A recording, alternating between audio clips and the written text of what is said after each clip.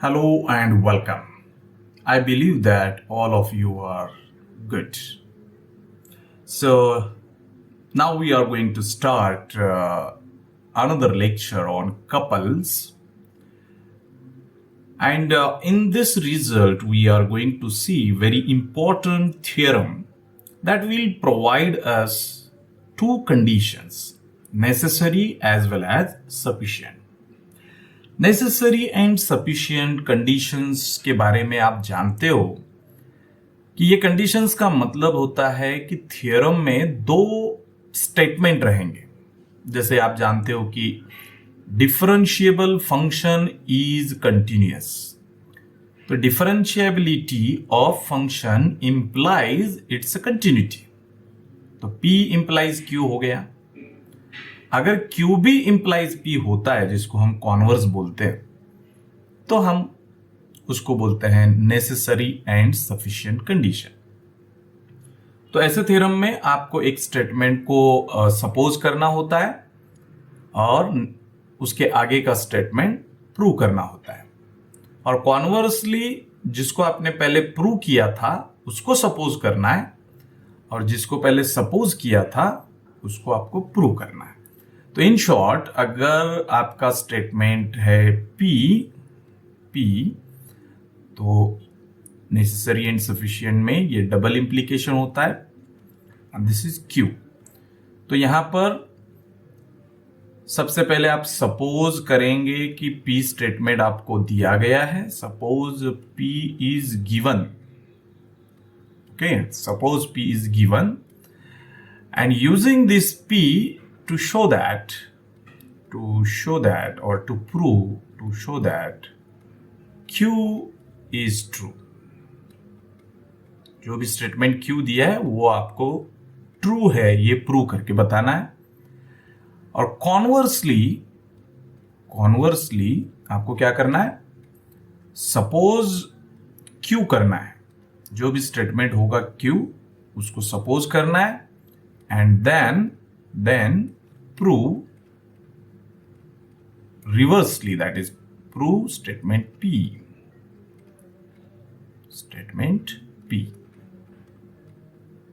तो ये होता है नेसेसरी एंड सफिशिएंट कंडीशन। कभी कभार इसको इफ एंड ओनली इफ ऐसा भी बोला जाता है। तो इफ एंड ओनली इफ या डबल इंप्लीकेशन या नेसेसरी एंड सफिशिएंट कंडीशन, ये सारे वर्ड्स इक्विवेलेंट है। नेसेसरी एंड सफिशिएंट कंडीशन, तीनों का मतलब एक ही होता है। So let us see what will be the theorem.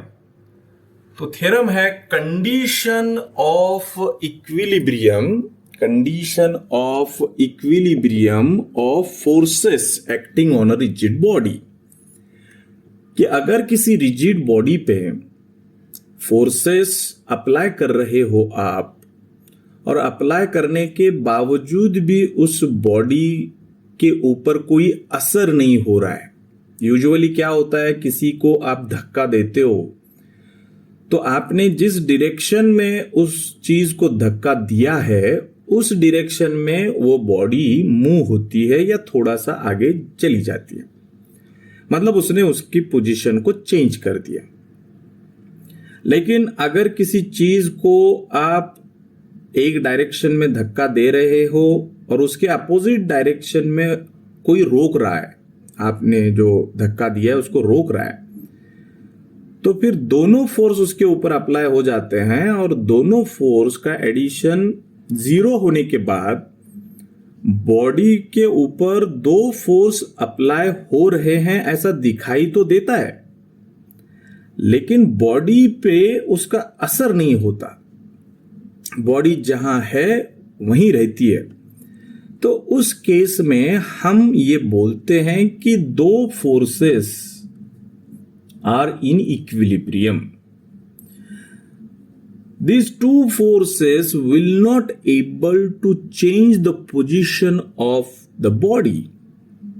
So then we can call these forces are called as in equilibrium. तो हम अब इस थ्योरम में यही देखने वाले हैं कि अगर किसी रिजिड बॉडी पे फोर्सेस हम अप्लाई करते हैं तो वो फोर्सेस इक्विलिब्रियम है या नहीं है, ये मुझे अगर चेक करना है तो what I will check, what condition I will check so that I can say that these forces are equilibrium or not. तो उस कंडीशन को हमें डिराइव करना है। तो चलिए सबसे पहले हम स्टेटमेंट देखते हैं।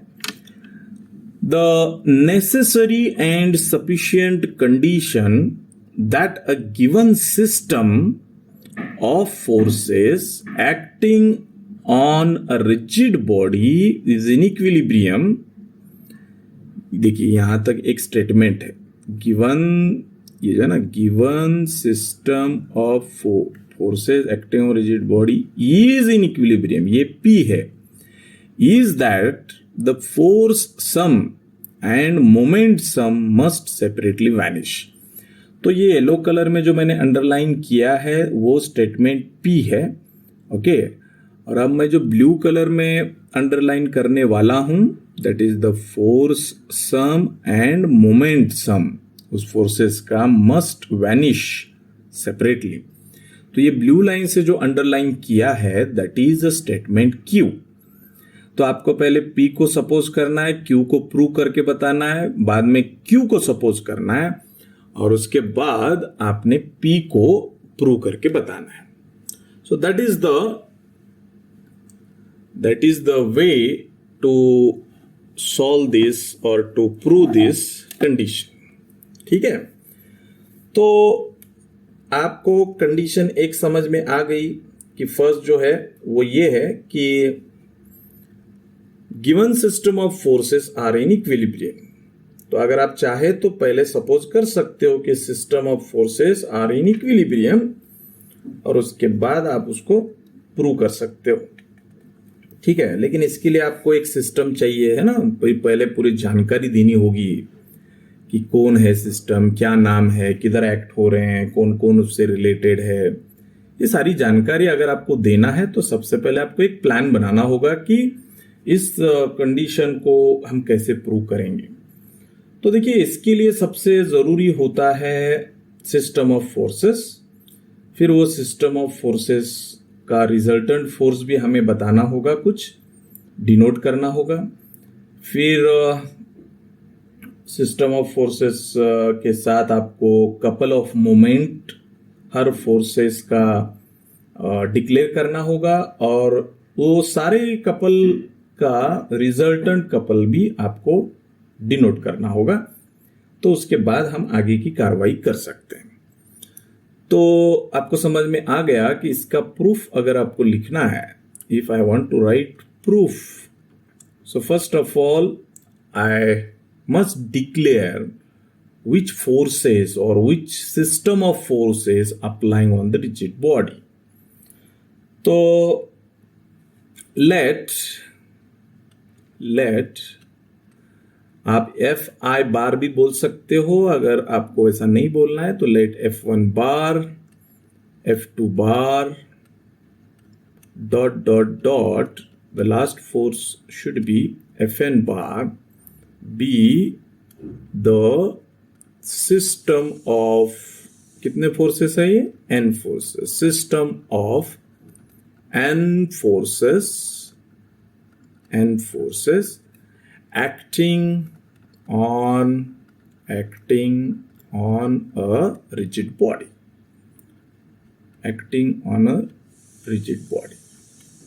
ओके। ठीक है, अब यहां पर आपको इक्विलिब्रियम का कनेक्शन देना है। तो इक्विलिब्रियम तो तभी पॉसिबल होता है जब इसका रिजल्टेंट जीरो आ जाए। तो इसलिए आपको रिजल्टेंट यहां पर दिखाना ही होगा, क्योंकि रिजल्टेंट को जब जीरो प्रूव करेंगे हम तभी इक्विलिब्रियम हो जाएगा। तो इसलिए हमको यहां पर रिजल्टेंट कौन है इन फोर्सेस का, ये एक लेटर से डिनोट करना होगा। तो मैं डिनोट करता हूं आर बार से। तो let R bar be resultant force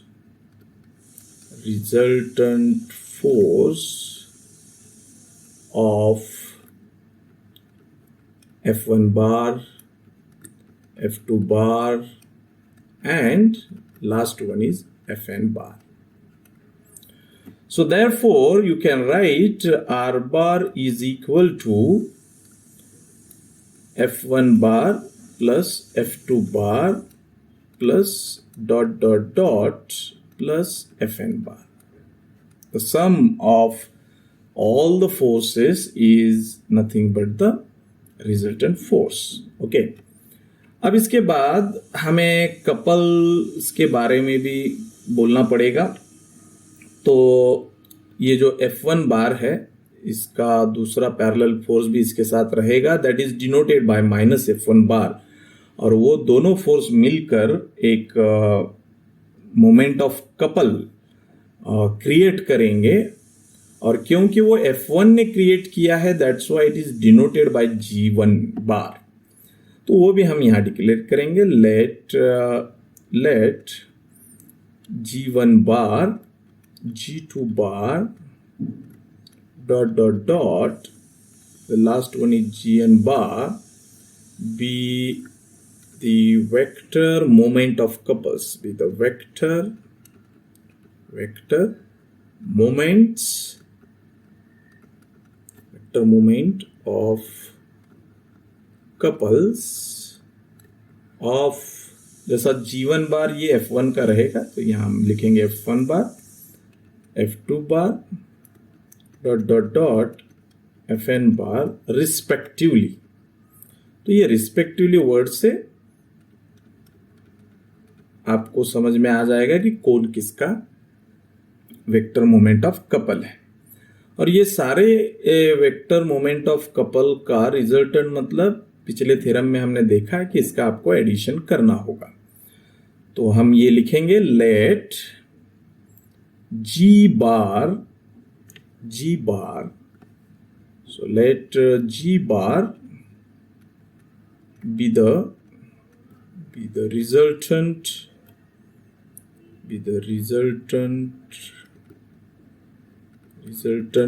of vector moments. आपको ये नहीं लिखना है तो आप G1, G2, Gn बार भी लिख सकते हो. मोमेंट्स ऑफ कपल दोनों का मतलब एक ही है. मैं वर्ड में लिख रहा हूं, आप उसको सिंबल, मतलब ये वेक्टर मोमेंट्स ऑफ कपल को हटाकर ऑफ के बाद आप ऐसा G1 bar, G2 bar and ... Gn बार भी लिख सकते हो.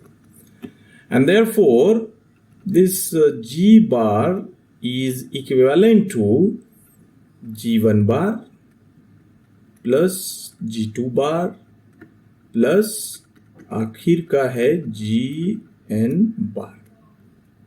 ऑलराइट. नाउ अब हम कंडीशंस पे आएंगे. तो पहले हम सपोज करेंगे कि सिस्टम इक्विलिब्रियम है. ये तो प्रिलिमिनरी जानकारी दे दी मैंने कि कौन कहाँ क्या कैसे क्रिएट कर रहा है और मैंने उसको किस सिंबल से डिनोट किया है, ये तो मैंने यहां लिखा है. अब आते हैं हम नेसेसरी कंडीशंस पे. तो सबसे पहले हम नेसेसरी कंडीशन को देखेंगे. तो first of all I will write necessary condition. तो यहां मैं लिखता हूं नेसेसरी कंडीशन हम प्रूव करने जा रहे हैं. Necessary condition. तो नेसेसरी कंडीशन में आपको सिस्टम इक्विलिब्रियम है ये सपोज करना है. तो सपोज करते हैं सिस्टम इज इन इक्विलिब्रियम. तो यहां लिखते हैं हम suppose that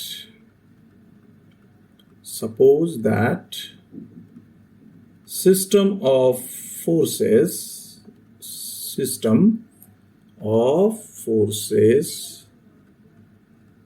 is in equilibrium.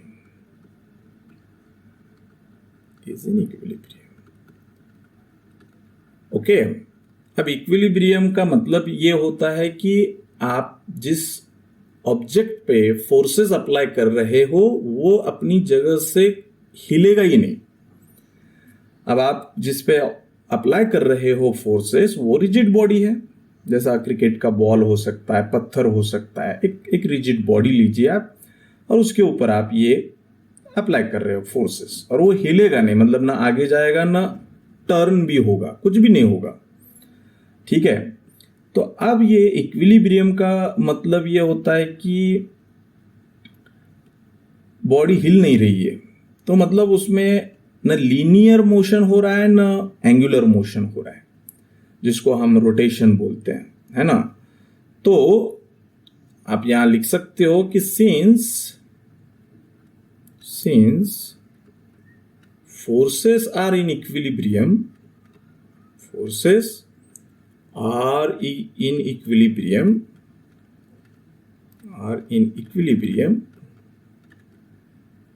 therefore, अब मैं हिंदी में बता रहा हूं तो आप समझ रहे हो कि क्या होगा। इक्विलिब्रियम है मतलब बॉडी ना आगे जाएगी ना गोल गोल घूमेगी, कुछ भी नहीं होगा।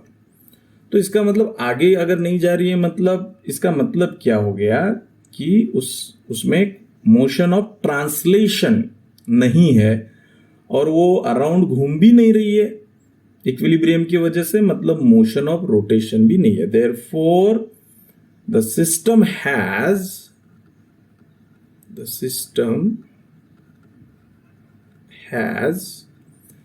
neither rotational motion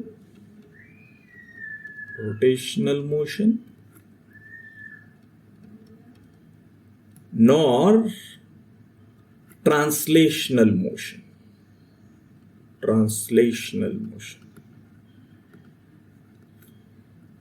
तो आपको पता होता है कि जो फोर्सेस होते हैं उस जिस डायरेक्शन में होते हैं या उनका रिजल्टेंट जिस डायरेक्शन में होता है उसी डायरेक्शन में ट्रांसलेशन होता है, आगे जाती है। और जो कपल जो तैयार होता है वो कपल की जो डायरेक्शन होती है उस डायरेक्शन में रोटेशन होते रहता है, मतलब rotation is due to the couple and translational due to the force और रिजल्टेंट फोर्स। अब वो हो नहीं रहा है, क्यों नहीं हो रहा है? क्योंकि जिसके वजह से ट्रांसलेशनल मोशन होती है वो शायद जीरो होता होगा। तो इसका मतलब ये हो गया कि नो रोटेशनल मोशन, इसका मीनिंग क्या होता है कि उसमें कोई कपल तैयार ही नहीं हो रहा है, और ये हो भी रहा है तो वो जीरो हो रहा है। This implies G bar is equal to zero. और नो ट्रांसलेशनल मोशन, इसका मतलब बॉडी आगे नहीं जा रही है। क्यों नहीं जा रही है? क्योंकि कोई फोर्स उसको आगे लेके नहीं जा रहा है। तो वो रिजल्टेंट फोर्स अगर कुछ होता तो वो डेफिनेटली उस बॉडी को आगे लेके चले जाता, बट वो बॉडी आगे नहीं जा रही है, मतलब ये भी जीरो होगा। और यही तो आपको प्रूव करना था कि अगर सिस्टम इक्विलिब्रियम है तो रिजल्टेंट फोर्स भी वैनिश होता है, वैनिश मतलब जीरो सेपरेटली, और मोमेंट ऑफ कपल भी सेपरेटली जीरो होता है। ये दोनों जीरो होने की वजह से न बॉडी आगे जाती है और ना ही खुद के अराउंड घूमती है। तो ये हो गया आपका नेसेसरी कंडीशन, बस इतना ही लिखना है, ठीक है। अब हम प्रूव करेंगे sufficient condition. Now we will prove sufficient condition. अब sufficient condition में आपको suppose क्या करना है, देखिए suppose that R bar vanish हो रहा है एंड G बार भी वैनिश हो रहा है, और आपको प्रूव क्या करना है वो हम क्लेम में लिखते हैं कि ये सपोज करके हमको to prove that system is in equilibrium, ये प्रूव करना है, इज इन इक्विलिब्रियम। ये हमारा टारगेट है, जिसको मैं स्टार करता हूं। ये जो स्टेटमेंट मैंने स्टार के साथ लिखा है ये हमको प्रूव करना है।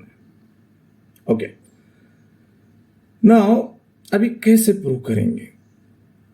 अब आपने सपोज किया है R bar is equal to 0, तो आप यहां लिखिए since R bar is equal to 0। इसका मीनिंग क्या होता है?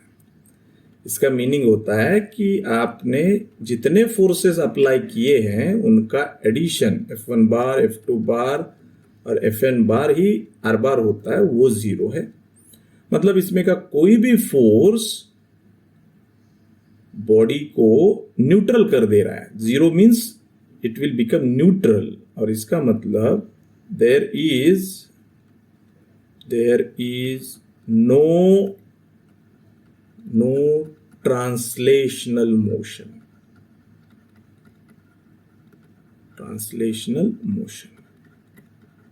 Okay, now also you have supposed that g bar भी 0 है।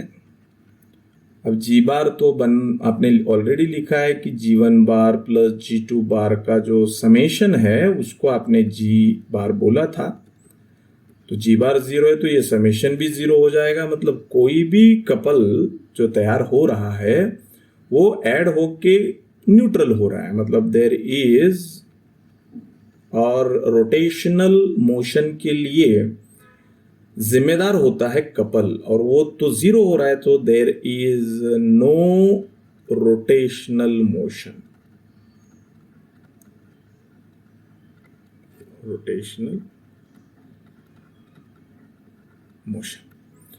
अब जिस बॉडी में ना ट्रांसलेशनल मोशन है, क्योंकि रिजिड बॉडी में 2 ही प्रकार के मोशन होते हैं। ये तो अब आप देखो, ये क्रिकेट अगर आप देखते होगे टीवी पे, तो जब वो स्लो मोशन में आप देखते होगे बॉलर जब बॉल डालता है, तो जब वो स्लो मोशन में बॉल धीरे धीरे बैट्समैन की तरफ जाती है तो बैट्समैन की तरफ भी वो जा रही है, मतलब वो ट्रांसलेशनल मोशन है अलोंग द लाइन।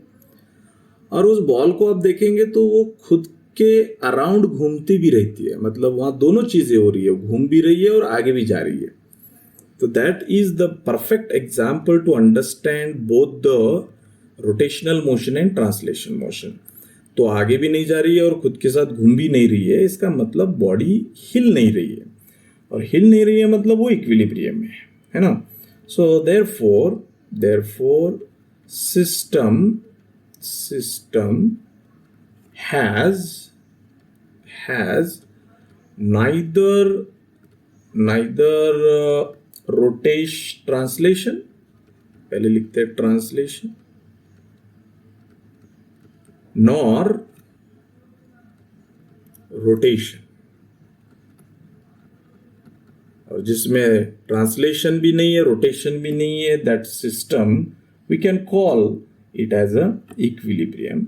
देयरफॉर, और hence you can write, hence the system is in equilibrium,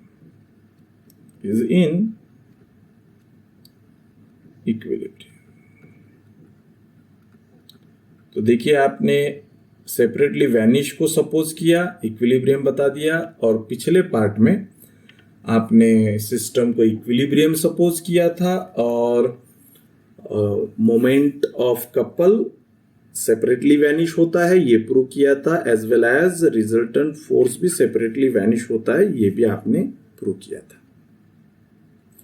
अब यही कंडीशंस को अगर हम कार्टेशियन फॉर्म में लिखेंगे तो उसका एक थ्योरम बनता है, और उस थ्योरम को हम बाद में देखेंगे, और फिर हमारे पास एग्जाम्पल्स होंगे। तो मैं चाहता हूं कि एक एग्जाम्पल हम डिस्कस करें आज की लेक्चर में। तो एग्जाम्पल कुछ इस तरीके का है, मैं एग्जाम्पल लिख देता हूं, आप ध्यान से सुनिए कि what is the example. So example number 1, that is find the vector moment. इतने 2-4 शब्द सुनने के बाद आपके दिमाग में एक ढांचा, एक प्रोसीजर तैयार होनी चाहिए कि वेक्टर मोमेंट कैसे निकाला जाता है। तो वेक्टर मोमेंट के लिए देखिए आपके पास फोर्स की जरूरत होती है, फोर्स कहाँ अप्लाई हो रहा है वो पॉइंट की जरूरत होती है, और वेक्टर मोमेंट आप दूसरे फिक्स पॉइंट्स के अराउंड कैलकुलेट करते हो। तो यहाँ आपको तीन चीजों की जरूरत है, एक फोर्स जिस पॉइंट पे अप्लाई हो रहा है वो पॉइंट के कोऑर्डिनेट्स, और आपको मोमेंट कौन से पॉइंट के अबाउट निकालना है वो, और एक पॉइंट। तो ऐसा मतलब आपको दो पॉइंट्स की जरूरत है और एक फोर्स की जरूरत है। तो देखते हैं ये क्या देते हैं, मोमेंट ऑफ फोर्स। देखिए फोर्स दिया उन्होंने, फोर्स को उन्होंने नाम भी दिया, बड़ी मेहरबानी हुई आपकी। एक बार अगर आप नाम नहीं देते तो हम खुद नाम देते। तो ये दिया है उन्होंने vector form i+2j+3k, standard form होता है वेक्टर का। एक्टिंग एट अ पॉइंट, चलो फोर्स जिस पॉइंट पे एक्ट हो रहा है वो पॉइंट भी दिया है, -1, 2 एंड 3। और अबाउट, कौन से पॉइंट के अबाउट आपको वेक्टर मोमेंट निकालना है, तो और एक अबाउट के बाद भी एक पॉइंट देना चाहिए। और उन्होंने बड़ी चालाकी से ओरिजिन बोला है। उनको ऐसा लगता है कि ओरिजिन जो है वो क्या होता है हमें पता ही नहीं है, लेकिन हम मैथ्स के स्टूडेंट हैं तो we know that origin is such a point having coordinates all 0। तो ये हो गया आपका क्वेश्चन। नाउ इसको अगर आपको सॉल्व करना है तो आपको पहले समझना होगा कि हमें करना क्या है। करना ये है कि मान लीजिए अगर आप डायग्राम निकालते हो तो मान लीजिए ये आपका फोर्स है यहाँ पर, ठीक है, इसको आप P नाम दीजिए। ये पॉइंट अप्लाई हो रहा है लाइक दिस, और यहाँ आपका O है, O मतलब ओरिजिन। तो सबसे पहले आपको इसको ज्वाइन करना होगा, तो ये आपको मिलेगा OP बार, और ये है आपका F बार, ठीक है। और आपको वेक्टर मोमेंट निकालना है, मतलब आपने OP बार का क्रॉस प्रोडक्ट F बार के साथ लेना है, काम खत्म, आपको आपका आंसर मिल जाएगा। Very simple. तो चलिए फिर पॉइंट को इन्होंने नाम नहीं दिया है तो हम देते हैं, पहले लिखते हैं गिवन, अच्छे बच्चों की तरह, गिवन F बार, ये तो ऑलरेडी फोर्स आपको दिया है, that is I bar plus 2j bar plus 3k बार, ये इन्होंने दिया है। फिर पॉइंट को तो नाम उन्होंने नहीं दिया था, लेकिन हम देते हैं P, वो उसके कोऑर्डिनेट है ये -1, 2 एंड 3। और ओरिजिन को हम मोस्टली O से डिनोट करते हैं, और उसके कोऑर्डिनेट देने की जरूरत नहीं होती है क्योंकि हमें पता होते हैं वो 0, 0 है। तो अभी मुझे वेक्टर मोमेंट कैलकुलेट करना है, तो OP बार मुझे क्रिएट करना होगा। So therefore OP bar is equal to, अब कैसे क्रिएट करोगे, तो फर्स्ट पॉइंट O है, सेकंड पॉइंट P है, तो सेकंड के कोऑर्डिनेट में से फर्स्ट पॉइंट के कोऑर्डिनेट माइनस होंगे, मतलब P के फर्स्ट कोऑर्डिनेट में से माइनस होगा O का फर्स्ट कोऑर्डिनेट, और उसको हम मल्टीप्लाई करेंगे I बार से क्योंकि वेक्टर फॉर्म करना है। P के सेकंड कोऑर्डिनेट में से माइनस होगा O का सेकंड कोऑर्डिनेट, और उसको मल्टीप्लाई करेंगे J बार से। P के थर्ड कोऑर्डिनेट से माइनस होगा O का थर्ड कोऑर्डिनेट, और उसको हम K बार से मल्टीप्लाई करेंगे। तो ये बन जाएगा -I bar plus 2j bar plus 3k bar, this is your OP bar. अब आप लिखेंगे we know that, because what you want to find, I want to find vector moment. So vector moment का formula या definition, vector moment, tell me, vector moment हमेशा हम किसका निकालते हैं, फोर्स का, F bar, about some point, about O is equal to, ये O को उस पॉइंट के साथ जोड़ दिया आपने तो ये मिल गया OP बार, उसका क्रॉस प्रोडक्ट आप लेंगे उस फोर्स के साथ जिसका आपको वेक्टर मोमेंट निकालना है, ठीक है। नाउ इसको हम आगे सॉल्व करेंगे। तो ओपी बार के वेक्टर का देखिए क्या कोएफिशिएंट्स है, -1 2 3 ओपी बार के हैं और 1 2 3 ये एफ बार के हैं। अब इसका क्रॉस प्रोडक्ट आपको पता है कैसे सॉल्व किया जाता है? क्रॉस प्रोडक्ट ऐसे सॉल्व किया जाता है, डिटर्मिनेंट से सॉल्व किया जाता है। तो डिटर्मिनेंट की जो फर्स्ट रो रहेगी वो रहेगी आई बार, सेकंड रहेगी जे बार और थर्ड रहेगी के बार।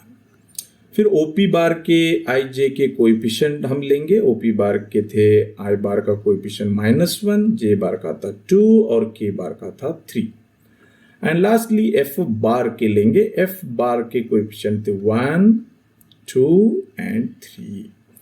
अब only work remaining is that to solve this determinant. अब डिटर्मिनेंट में ये जो आई बार होता है इसको हम पहले लिखते हैं, फिर ये जिस रो में है, जिस कॉलम में है उसको इग्नोर करो या ऐसा सपोज करो कि ये रो और ये कॉलम यहाँ नहीं है, तो ये चार चीजें आपको दिखेंगी। इसका आपको डिटर्मिनेंट लेना है। डिटर्मिनेंट में आप पहले ये मल्टीप्लाई करते हो, 2 3 6, फिर माइनस दे के आते हो, फिर ये मल्टीप्लाई करते हो, दैट इज 6। फिर डिटर्मिनेंट के रूल के हिसाब से माइनस और ये सेकंड एलिमेंट लेना है फर्स्ट रो का, दैट इज जे बार। फिर ये जे बार जिस रो में है और जिस कॉलम में है उसको आपने डिलीट कर देना है। तो ये 2 और ये 2 ऐसे टोटल 4 एलिमेंट मिलेंगे। पहले ये मल्टीप्लीकेशन -3 होगा, फिर माइनस देना है और 3 1 3 होगा। और फिर आखिर का एलिमेंट फर्स्ट रो का, दैट इज के बार। वो जिस रो में है, जिस कॉलम में है उसको डिलीट करोगे तो ये मल्टीप्लीकेशन हो जाएगा -2, माइनस दे के आना है और फिर ये हो जाएगा 2। ओके, तो देखिए ये फर्स्ट तो आपका 0 हो गया, 6 - 6, ये -6 और ये +6j हो गया और ये हो गया -4 की। ऑलराइट, तो इसका मतलब ये हो गया कि आपको जो सवाल पूछा गया था वेक्टर मोमेंट, उसका आंसर आपको ये मिला। Therefore required vector moment is equal to, ये वेक्टर क्वांटिटी है तो वेक्टर में ही दिखेगी ना, आई जे के में, मोमेंट इज इक्वल टू आई का कोएफिशिएंट 0 है इसलिए वो लिखने की जरूरत नहीं है, तो आप डायरेक्ट 6j - 4k बार ये लिख सकते हो। So this is your final answer. So I hope you understood all the things. तो बच्चों इसको आप सुनिए, समझिए और आपके जो भी डाउट रहेंगे, अब सैटरडे को हम लाइव एक लेक्चर लेंगे। उसमें आप पूरे हफ्ते में जो आपने पढ़ा है उसके जो भी डाउट्स होंगे वो लिख के रखिए और मुझे उस लाइव लेक्चर में आप अपने डाउट्स पूछिए, तो मैं आपको लाइव आपके डाउट मैं क्लियर करा सकता हूँ। ठीक है, अब टेस्ट भी होने वाला है चैप्टर वाइज, तो टेस्ट की भी तैयारी करनी है आपको। तो जितने चैप्टर आपके हो चुके हैं उसकी भी आप प्रिपरेशन साइड बाय साइड कीजिए, क्योंकि ऑनलाइन टेस्ट मैं लेने वाला हूं। ठीक है, और हर लेक्चर का पीडीएफ नोट्स आपके रेडी होनी चाहिए। मुझे आप भेजिए, व्हाट्सएप पे भेज सकते हो, गूगल क्लासरूम पे भेज सकते हो। लेकिन अगर आप नोट्स नहीं भेजते हो, इसका मतलब ये निकलता है कि आपने लेक्चर अटेंड नहीं किया है। देखिए, मैं आपको लाइव पे कंपलसरी नहीं कर रहा हूं, वरना मैं हर रोज लाइव लेक्चर लूंगा, फिर आपकी परेशानी बढ़ सकती है। तो आपके कन्वीनियंट के हिसाब से आप जब चाहे मर्जी आप लेक्चर सुन सकते हो, लेकिन मेरी शर्त एक ही है कि आपने वो जो है मुझे नोट्स बनाकर पीडीएफ भेजना ही पड़ेगा, वरना आपकी अटेंडेंस मेरे लेक्चर की काउंट नहीं होगी। ये आप थोड़ा सीरियसली ले लीजिए। चलिए, ध्यान रखिए अपना खुद का। तब तक के लिए गुड बाय।